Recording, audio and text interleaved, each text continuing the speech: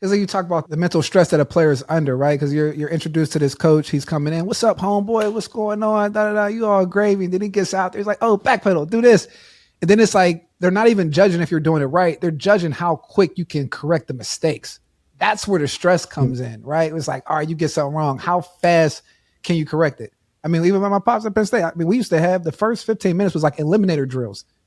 Let's get all these drills out the way. Just eliminate all the prospects. Let's just eliminate. Let's get down to it. Who cannot do what we need them to do? I mean, it doesn't really matter what the coach does at that point. It's just like, oh, you can't play here anyway. That's a lot of players need to know that going in. You're not the coach because you don't know those drills. You don't know his coaching style. So like your head is spinning trying to figure it out. And how you respond in that moment, man, that makes a huge difference. Or it's a telling type of characteristic trait. Because we're trying to map out our avenue of development to the best way that we can. We can't stack it 100% in our favor. So even from the first part of the process, even when we get offers, like, yeah, you want to get offers, but that's why I say offers don't really matter. That's my saying, and people kind of push back because like, hey, you can't go to school if you don't have an offer. I'm like, you can. But the offers come, and then it's just like, yo, you want to make sure that you're a take and that the whole staff wants you there and wants to see you succeed. I think the biggest misconception is when a class of 25 reports to campus, most of the time in the summer, coaches are gone in this current time frame on vacation. And they're just left with the weight room staff for like the next 6 weeks. And when everyone comes back at the end of July, they give us predictions of who's going to make it. And typically it's about 50% that aren't going to make it. And we know that 6 weeks in. So in that 6 weeks in, either we got a choice to be like, all right, these half that aren't going to make it, can they make it based on these characteristic traits? Or we talk about churning the roster. Do we have to out-recruit them? Or like, what do we need to do with them? But like a lot of times you don't realize that until they get there. And then, the players are like happy. They're getting dropped off. Hey, mom, I got my stuff here. Next thing you know, we up here talking about, man, we got to get this dude up out of here. Right. You know what I mean?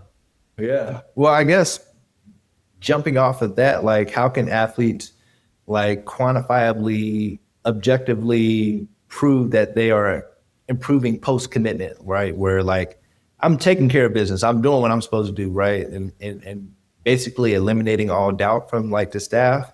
What are some steps? What are some like tactics? What are some ways that athletes can position themselves undeniably like, look, I'm the guy that I said I was, and I'm ready to come to campus and, start taking over. Understand the gaps that you had prior to committing and close those gaps intently. And after you do that, I mean, always focus on closing the gap of operational readiness, right? And I mean, operational readiness, but when you get into the locker room, school, you're ready to run full throttle, understanding the defense, the offense, understanding the coaches, the expectations, and earning that working trust by communicating, right? You're a big boy now, 17, 18, committing, like, hey, get the weight room program, do these different type of things. And that senior year, if you commit in the summer before that senior year, you should have some angst when you play because as a power forward commit, you should be looking to dominate.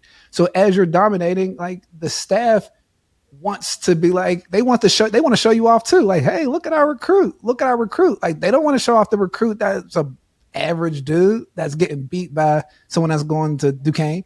No disrespect to anybody, but they don't want to see that. And then if they do, then we're going to start having different questions about, who's the person that we got to let this guy down to?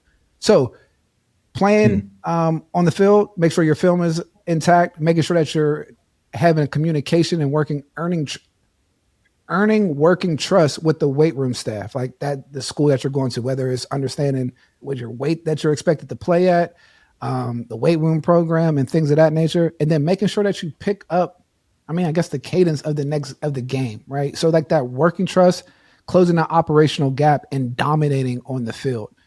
Then I think this is where LIG sports groups come in, is we're having that unbiased, objective evaluations to be able to close those gaps that they're not going to tell you about all the time.